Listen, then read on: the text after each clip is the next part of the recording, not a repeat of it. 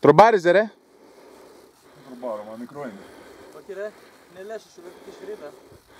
Μικρό είναι ρε.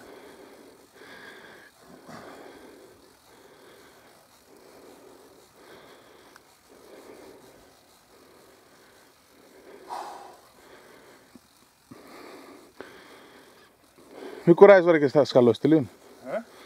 Σε. Έτσι είναι. Μικρό είναι το μαλακισμένο. Σε πειράζει. Όχι. Μη του τι λέει αυτός. Μαλάκα, αυτό το ψάρι που πιάνει και έχει παράπονο. Πρέπει να έρθει. Ωραία. Στην αγρίδα είναι άλλη. Ωραία μαλάκα. Πού είναι ο μάλακα. Έχει τα πόδια είναι.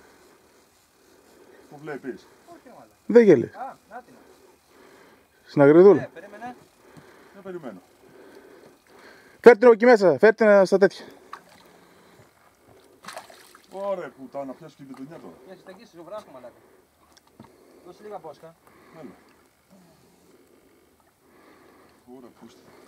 Ψηλό ψαρό. Όσο πιο ψηλός είσαι, τόσο πιο μικρά τα ψάρια.